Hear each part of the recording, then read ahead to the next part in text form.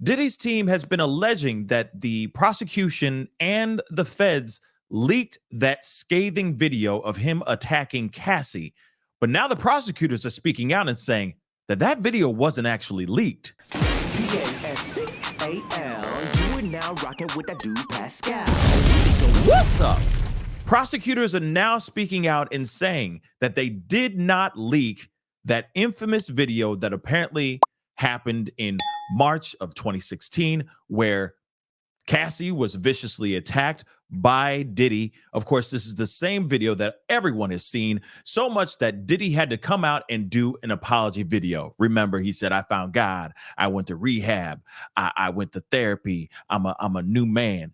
I'm trying to change my ways. I ain't perfect. You know, that whole apology video that he put out, which obviously, made the court of public opinion swing to the side of, oh no, he did all this, right?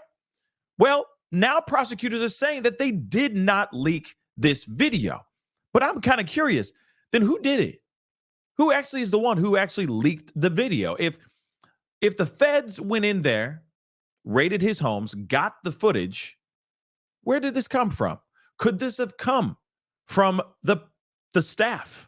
Maybe some staff from the hotel from the past that were there, that when he said, hey, I'll pay you some money to get rid of this footage, they said, yeah, we'll get rid of it. Wink, wink.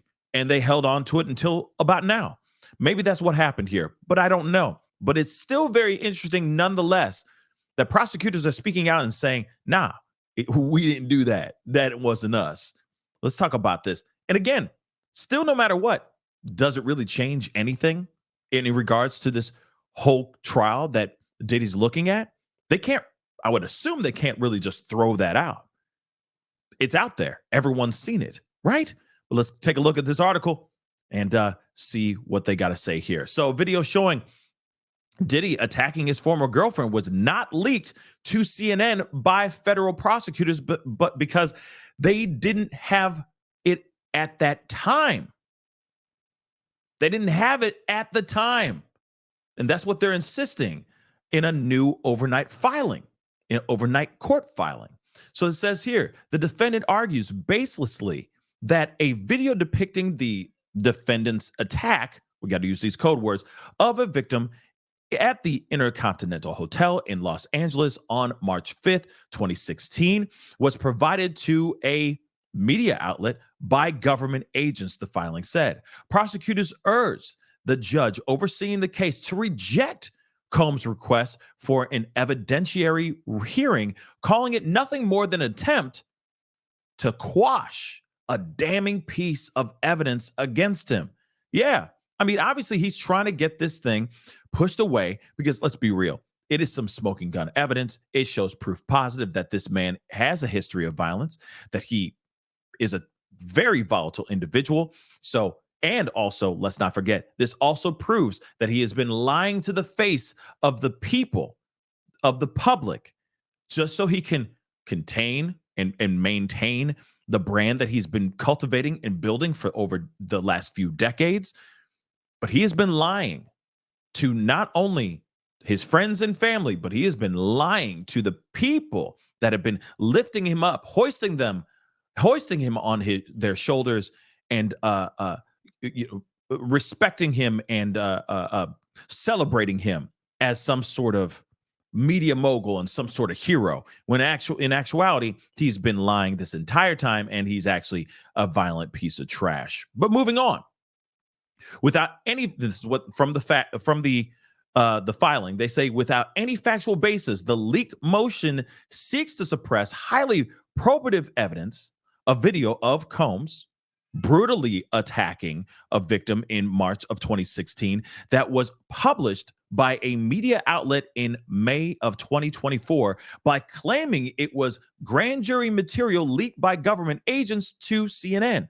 But as the defendant is fully aware, the video was not in the government's possession at the time of CNN's publication, and the government has never at any point obtained the video through grand jury process, the filing said. Wow, that's interesting. So they have never at this point obtained the video through grand jury process. That's very interesting. Defense attorneys have argued the purported leaks interfere with the ability of Combs to get a fair trial. Nah, sure, it tarnishes his name, but at the same time, I mean, it's smoking gun. It's a smoking gun piece of evidence. It is what it is. You know, he might as well just fight, deal with it, and hope that his team can do everything they can in court to prove his innocence. But prosecutors also urged the judge to reject Combs' request to force them to reveal the identity of his accusers. So the defendant's request for victim names should be denied on the basis that it is a tantamount to a request for early disclosure of the government's witness list, something he is clearly not entitled to at this extremely early stage of the proceedings, prosecutors said. Moving on, they said, moreover, early disclosure of witnesses is especially unwarranted here, where there are serious concerns of witness safety and obstruction. I absolutely agree. Them finding out this information really, really early on gives Diddy an opportunity to harass, intimidate, and mess with these particular cases. Yes, I get it that it could unearth a lot of the fibbers, a lot of the people that are lying out here in these streets. Sure, it can definitely do that. But it also can give Diddy an opportunity to go out there and get his cohorts to give those people a hard time before these trials happen. Again, a lot of these people could go missing, and a lot of these people could just not show up to court anymore or drop their cases out of fear because of his team and maybe his sons intimidating the hell out of these victims and these accusers and these witnesses as well.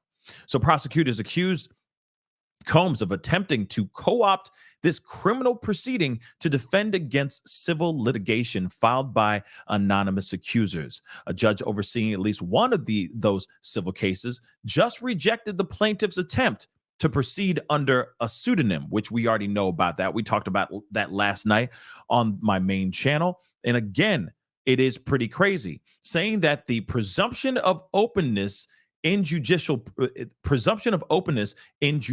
proceedings.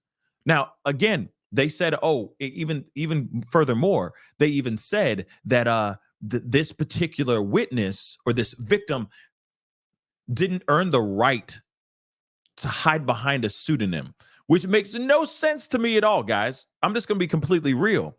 But this is very interesting that the prosecutors are saying, we didn't leak that video. In fact, we didn't have the video at all while we were going through grand jury proceedings. We didn't have it. Somebody else leaked it. So who's the person? That's the question. Who's the person who actually leaked the video? And I feel in my bones that it's got to be either Cassie herself. Somehow, maybe she got the footage herself. Maybe a disgruntled employee or a disgruntled artist, or it was one of the employees that he was talking to or his team was talking to about getting rid of the evidence.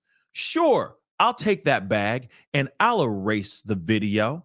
Thanks for the $10,000 cold hard cash. Yeah, it's been erased. It's gone. But in actuality, they already had a copy for themselves. Anyway, guys, comment down below. Let me know what your thoughts. Do you think the prosecutors are telling the truth? Do you think the feds are lying? Do you think they put that out to really put that big nail, that final nail in the coffin for Diddy in the court of public opinion? Or do you think it was leaked by somebody else?